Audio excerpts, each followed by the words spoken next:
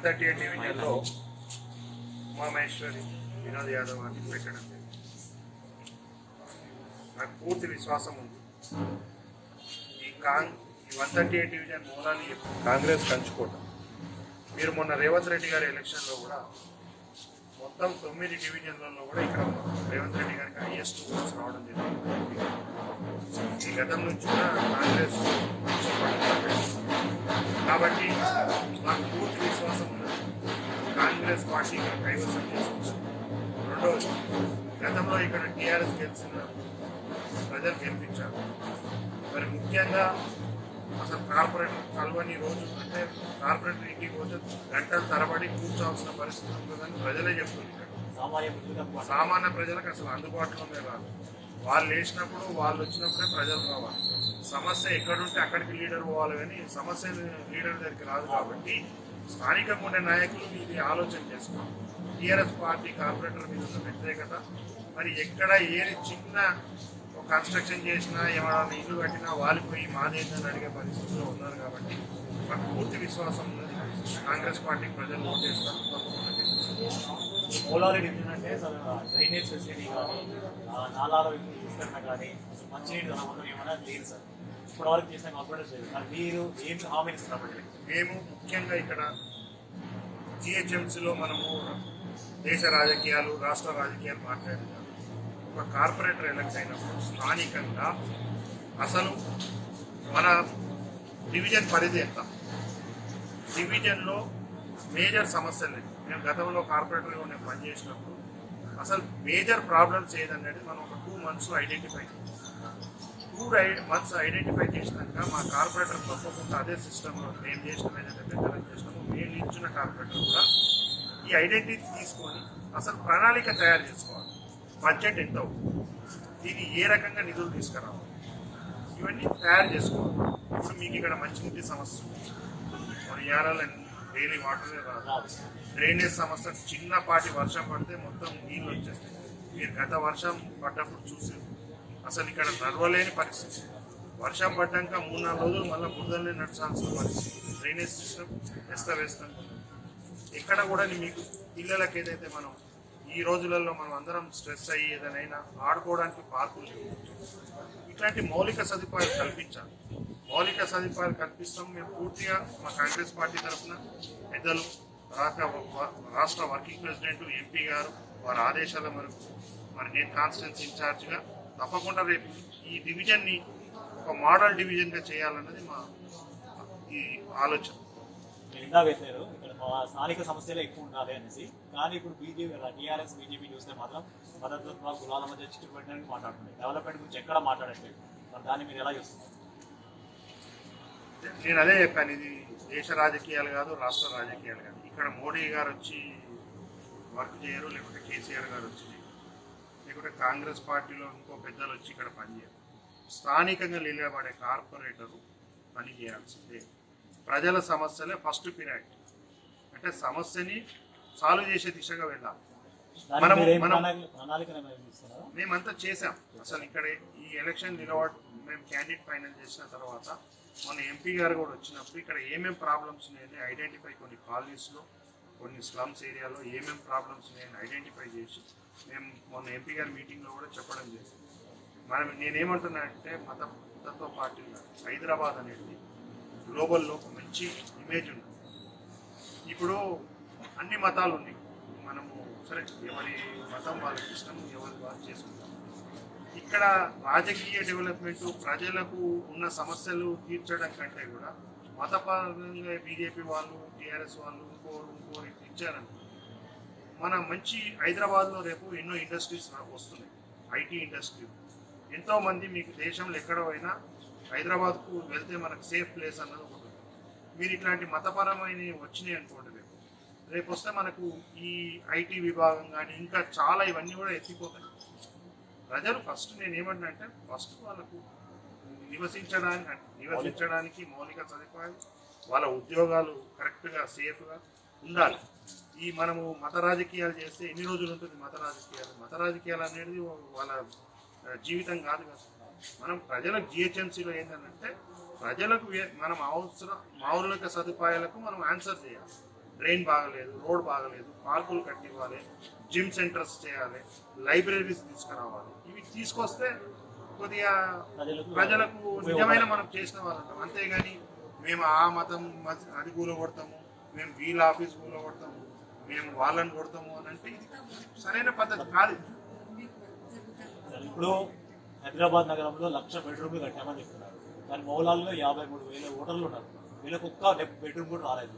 ఇక్కడ ప్రచారంలో కూడా ఎవరు కూడా బెడ్రూమ్ గురించి మాట్లాడట్లేదు. దాన్ని మీరు ఎలా ఇస్తారు? మేము గతంలోనే ఎంపీ గారి మీటింగ్లో కూడా మేము 9 డివిజన్లలో చెప్తాం. మీరు మౌలాలు ఒక్క డివిజన్ మాట్లాడుతున్నారు. మల్కాజ్గిరిలో 5 ఏళ్ళు సుమారుగా ప్రభుత్వం వచ్చి 7 ఏళ్ళు అవుతుంది. గత కార్పొరేటర్లు వచ్చి 5 ఏళ్ళు అవుతుంది.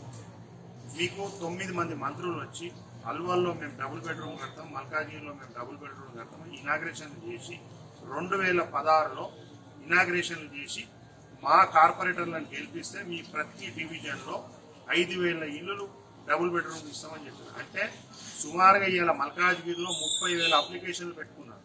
గత ఎలక్షన్లో ఇట్లా ప్రచారానికి వచ్చినప్పుడు ఇక టీఆర్ఎస్ పార్టీకి ఓటేస్తే ఫామ్ నింపేసినాము, ఇతను గెలవగానే మీకు డబుల్ బెడ్రూమ్ ఇస్తాం. మేము మొన్న శిలాపల్క దగ్గర పోయినాము, పోయి 7 చెట్లు నాటినాం. అంటే 7 ఏళ్ళు అయిపోయింది, ఇప్పటివరకు దాన్ని ఊసేది. ఇప్పుడు ప్రజలకు తప్పు చెప్పడం కంటే అసలు ఎంత ల్యాండ్ ఉన్నది, ల్యాండ్ అవైలబిలిటీ ఉండాలి కదా, ఎంత ల్యాండ్ ఉంది, ఎట్లా కట్టాలి, మనం ఎన్ని ఇవ్వగలుగుతాము, లేకుంటే ఇంకా ఇప్పుడు మేము గతంలో రాజీవ్ గృహ కల్పన ఇందిరమ్మ ఇల్లులు కట్టాము, మేము ప్రామిస్ చేసి ఇచ్చాం. ఇప్పుడు అది సరిపోదు, మేము పెద్ద పెద్ద కడతామని మాటలు చెప్పడం కాదు, మనం క్షేత్రస్థాయిలో పనిచేయాలి. ఇప్పుడు ప్రజలు మళ్ళీ మేము ఇవాళ చెప్పామనుకోండి, రేపు ఇక్కడికే రావు కాలనీలో వచ్చి మేము రేపు మళ్ళీ అడిగితే నువ్వు 5 సంవత్సరాల క్రితం చెప్పిపోయినా నీకు ఎందుకు ఓటేయాలని మమ్మల్ని ప్రశ్నిస్తారు. అందుకే మనం ఏదైతే కమిట్ చేస్తామో కమిట్లో సరే 10 పనులలో ఒక అటు ఇటు అయినా కూడా మనం కమిట్మెంట్ చేసిన పని చేయకపోతే రేపు ప్రజలు మమ్మల్ని ఆశీర్వదించారు. మా కాంగ్రెస్ పార్టీలో ఉన్నది ఏంటంటే చెప్పేదే మేము ఏదైతే చేస్తామో అదే చెప్తాం. టీఆర్ఎస్ పార్టీ వాళ్ళది ఏంటంటే బయట అంతా చాలా బాగుందని పైనుంచి ఎక్కడో చెప్పడం కాదు, క్షేత్రస్థాయిలో చూస్తాం. మీకు మొన్న వరదలు వస్తే అసలు 4 రోజుల పరిస్థితి ఎంత దారుణం అంటే మూలాలి డివిజన్లో కానీ మా అన్ని మల్కాజ్గిరిలో చాలా అసలు ప్రజలు ఇంతవరకు ఒక 4-5 రోజులు వాళ్ళు వండుకొని వాళ్ళు తినలేని పరిస్థితుల్లో ఉన్నారు. మరి అట్లాంటప్పుడు ఇంత వ్యవస్థ వచ్చినప్పుడు ఇప్పుడు 67,000 కోట్లు హైదరాబాద్కు పెట్టారని కేటీఆర్ గారు ప్రతి మీటింగ్లో చెప్తున్నారు. నేనేమంటున్నానంటే 500 కోట్లు కూడా ఈ మల్కాజ్గిరి దానికి పెట్టలేదు. మీరు 500 కోట్లు వదిలేయండి, 50 కోట్లు కూడా పెట్టలేదు ఇక్కడ డెవలప్మెంట్. అన్నిటికంటే ముఖ్యంగా ఏంటంటే నాలలో శ్రీ మీద అనే అమ్మాయి 12 సంవత్సరాల అమ్మాయి సైకిల్ మీద ఆడుతూ ఆ నాలలో పడి 2 కిలోమీటర్ల దూరంలో బండ చెరువులో తేలింది. అంటే మన హైదరాబాదు మన మల్కాజ్గిరి పరిస్థితి ఏందో అర్థం చేసుకోండి. సరే మనం మౌలిక సదుపాయాలు కనీసం ప్రాణాలను కూడా కాపాడలేని పరిస్థితులు ఉన్నప్పుడు ఇక రాజకీయ వ్యవస్థ ఎందుకు, ఇంత పెద్ద గవర్నమెంట్ ఎందుకు? మంచి ప్రాణం అయితే ఇంపార్టెంట్ కదా, పని అంటే కొద్దిగా ఇంకా ముందు కావచ్చు. మనం మంచి ప్రాణాలే కాపాడలేనప్పుడు రాజకీయ వ్యవస్థ ఎందుకు, గవర్నమెంట్ ఎందుకు, అందరం ఎందుకు?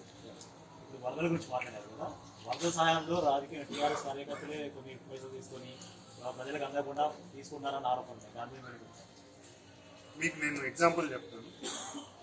వ్యాపారాల్లో 10,000 రూపాయలు టీఆర్ఎస్ నాయకుడు ఇంట్లో డబ్బులు ఇస్తుంది. అప్పుడే బెంగళూరు నుంచి వాళ్ళ చుట్టాలు వచ్చారు 12 మంది. అంటే వీళ్ళ ఇంట్లో ఏదో ఫంక్షన్ ఉంది, ఆ 12 మందిల కార్డులు వీళ్ళ 4 కార్డులు పెట్టి 16 కార్డులు 16,60,000 తీసుకుంటారు.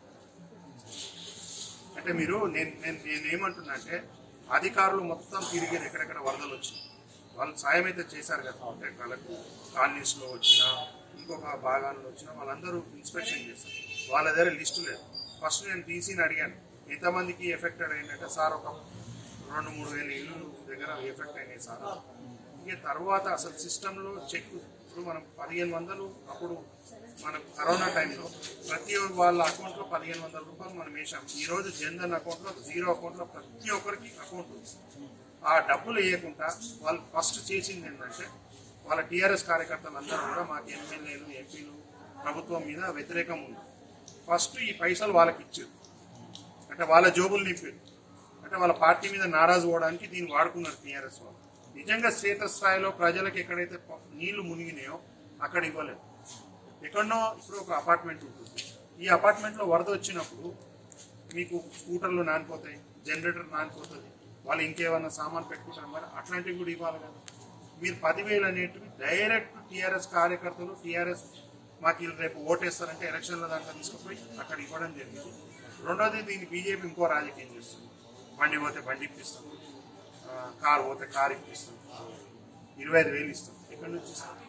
ఇది జిహెచ్ఎంసీ బడ్జెట్ నుంచి అన్నా స్టేట్ గవర్నమెంట్ అని ఇవ్వాలి. సరే వరదలు వచ్చినాయి, మరి వరదలు వచ్చినప్పుడు తక్షణమే మరి మోడీ గారు హైదరాబాద్కు డబ్బులు శాంక్షన్ చేయొచ్చు. అంటే ప్రజలు ఇబ్బంది ఉన్నప్పుడు చెయ్యం కానీ మేము ఎలక్షన్లు ఉన్నప్పుడు మాత్రం ఏవో ప్రభావాలు పలుకుతామని చెప్తున్నాం. మరి సంజయ్ గారు నేను ఇంటర్వ్యూలో కూడా ఏదో ఏబిఎన్లో చెప్పినట్టున్నారు, సార్ ఇన్సూరెన్స్ ఇప్పిస్తాం సార్ అంటారు. ఇన్సూరెన్స్ ఇప్పించడానికి ఈయననే ఉండడా?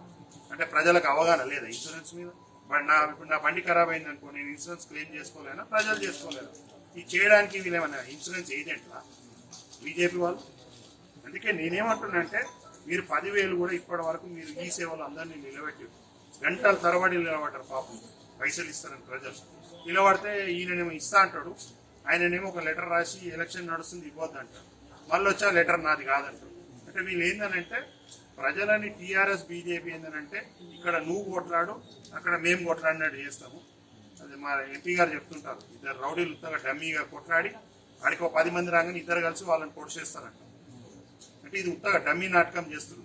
ఈ డమ్మీ నాటకం చేసి కాంగ్రెస్ పార్టీకి కార్పొరేటర్లు గెలుపుతుంది. మీరు గెలిచినా పర్లే, మేము గెలిచినా పర్లే, కాంగ్రెస్ పార్టీ ఉండకూడదు. ప్రజాస్వామ్యంలో ఎవరు ఏమనుకుంటే అయ్యేది లేదు, ప్రజలే నిర్ణయం చేసేవారు. ఓటే ఆయుధం. ప్రజలు ఓటేసిన దినము మంచి మంచి నాయకులు కింది దిగి వస్తారు. కేసీఆర్ అయినా దిగి రావాలి, లేకుంటే అక్కడ బీజేపీ వాళ్ళైనా దిగి రావాలి, మోడీ అయినా దిగి రావాలి. తప్పకుండా మాకు 138 డివిజన్లో మాత్రం ఈ 10,000 రాని వాళ్ళకు కూడా ఈ ఎలక్షన్స్ అయిపోయినాక ఎంపీ రేవంత్ రెడ్డి గారు అంతా లిస్టు సబ్మిట్ చేసినాం. ఇది ఎలక్షన్స్ అయిపోయిన తర్వాత గెలుపు ఓటమిలు ఏమున్నా ఎంపీ గారు క్లియర్గా చెప్తే మనం తప్పకుండా వాళ్ళకి 10,000 సాయం చేసే దిశగానే ప్రయాణం. నేను 138 డివిజన్ ప్రజలకు ఒకటే అప్పీల్ చేసేది ఏంటంటే మీరు గతంలో కార్పొరేటర్ టీఆర్ఎస్ పార్టీకి అవకాశం ఇచ్చారు. మరి మీరు ఈ 5 ఏళ్లలో ఆ కార్పొరేటర్ ఎంత పనిచేశారన్నది ప్రజలకు తెలుసు. అంతకంటే ముందు మేము 2009లో ఇక్కడ మా కార్పొరేటర్ అప్పుడు ఉన్నప్పుడు చాలా రోడ్లు డ్రైన్లు చాలా ఇప్పటికి కూడా కాంగ్రెస్ ఇప్పుడు మేము ప్రచారానికి వెళ్తే సార్ మీరు 9 ఏళ్ల క్రితం చేసిన రోడ్ ఉన్నది సార్, మీరు అప్పుడు చేసిన డ్రైన్ ఉన్నది సార్, ఇప్పుడు ఇక్కడ ఏం ఈ 5 ఏళ్లలో ఏం పని కాలేదు సార్, ఒక్క లైన్ రోడ్ వేసేసి 3 లైన్లు తీసి పెట్టేసారు సార్. అసలు ఫస్ట్ ఆఫ్ ఆల్ ఏమంటారంటే మరి మా కార్పొరేటర్ అంటే ఆయన కార్పొరేటర్ మాకు 12 కాదు 1 గంట వరకు కూడా కనిపించారు సార్, వాళ్ళు ఇంటికి పోతే 3 రోజులు లేరు జావు అని అంటున్నారు. వాళ్ళు అక్కడ స్థానికంగా హైదరాబాద్ ఇక్కడ మేము తిరిగిన ఏరియాలలో చెప్తారు. నేను ప్రజలకు ఒకటే విజ్ఞప్తి చేస్తాను, ఇక్కడ కేసీఆర్ వచ్చి మోడీ వచ్చి బండి సంజయ్ వచ్చి పనిచేసేది లేదు. స్థానిక కార్పొరేటర్ నిలబడబోతుంది. ఆ కార్పొరేటర్లలో ఎవరు పిలిస్తే పలుకుతారు. మేము హామీ ఇస్తున్నాం, మా కార్పొరేటర్ క్షేత్రస్థాయిలో వాళ్ళ భర్త కూడా ఎన్నో రోజుల నుంచి పార్టీ సేవా కార్యక్రమంలో పాల్గొన్నాడు, పార్టీ యాక్టివిటీస్లో ఉన్నాడు. ప్రతి కుటుంబానికి టికెట్ ఇచ్చినాము. మీరు ఒకవేళ ఆ కార్పొరేటర్ని గెలిపిస్తే కాన్స్టిట్యూన్సీ ఇన్ఛార్జ్గా నేను మా పెద్దలు రేవంత్ రెడ్డి గారు మేమే అవైలబుల్ ఉండి ఇక్కడ పనిచేసే దిశగా కార్పొరేటర్ పని చేస్తుంది, ఆమె చేస్తుంది. మరి ప్రజలకు కూడా అందుబాటులో ఉండే వ్యక్తికి ఓటేయాలని మేము ప్రజలకు మరొక్కసారి మీరు గతంలో 5 ఏళ్ళు చూసారు, ఆ చూసిన కార్పొరేటర్ ఏం చేసిందో మీకు తెలుసు. అది కొంచెం చూసుకొని మంచి కార్పొరేటర్కి మీరు అవకాశం మా కాంగ్రెస్ పార్టీ కార్పొరేటర్కి అవకాశం అభ్యర్థికి ఇస్తే మేము తప్పకుండా డివిజన్లో ప్రణాళికలతోటి ముందుకు నేను చెప్పిన విధంగా ముందుకు